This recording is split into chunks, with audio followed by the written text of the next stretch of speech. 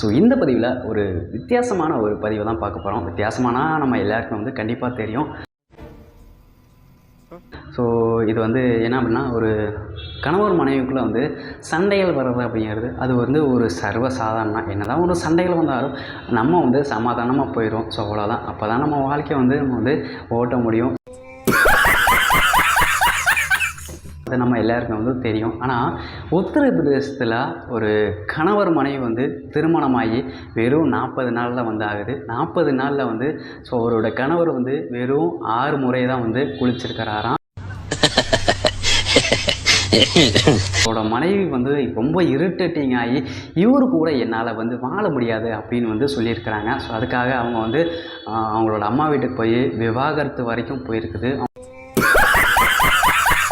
அவங்க வந்து போலீஸ் நிலையத்தில் வந்து ஒரு புகார் கொடுக்குறாங்க. அவங்க வந்து இது மாதிரி வந்து என்னை வந்து வரதட்சணை குடும்பம் பண்ணுறாரு அப்படின்னு சொல்லிட்டு ஒரு புகார் கொடுக்குறாங்க. ஸோ புகார் கொடுத்து அவங்க வந்து விசாரணை பண்ணுறாங்க. விசாரணை பண்ணுறதுல வந்து ஸோ உண்மை வந்து வெளியே வருது. ஸோ அவர் வந்து தண்ணினாவே வந்து ஆகாது. தண்ணியில் கண்டா பிடிப்பாங்கள்ல, அவருக்கு வந்து தண்ணியில் வந்தாவே அவருக்கு வந்து ஆகாதுங்க. ஸோ அந்த மாதிரி வந்து ஒரு ஆள்.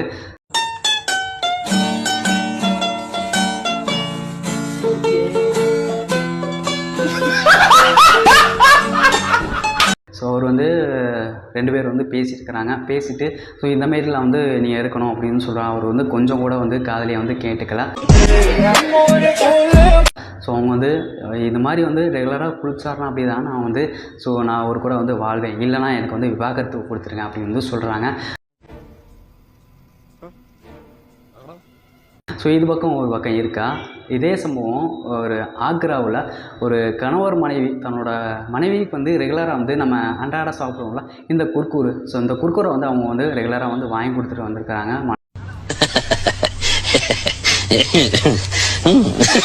மனைவிக்கு ஒரு நாள் வந்து அவரோட கணவர் வந்து வாங்கி கொடுக்காமல் வந்திருக்கிறாருங்க. வாங்காமல் வந்திருக்கிறாரு மறந்து. ஸோ அதை வந்து சண்டை போட்டு பெரிய பிரச்சனையாகி விவாகரத்து வரைக்கும் வந்து போயிருக்குதுங்க.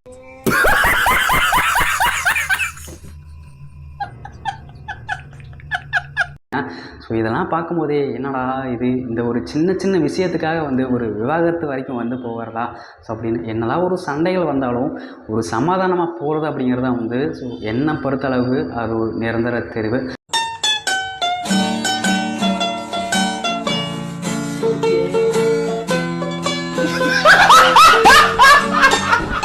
ஸோ உங்களோட கருத்துக்களை வந்து கீழே வந்து கமெண்டில் சொல்லுங்கள். ஸோ மறக்காமல் நம்ம சேனலும் பேஜ் வந்து பிடிச்சிச்சு அப்படின்னா சப்ஸ்கிரைப் பண்ணி வச்சுக்கோங்க, பேஜாக ஃபாலோ பண்ணி வச்சுக்கோங்க. ஓகே, பாய்.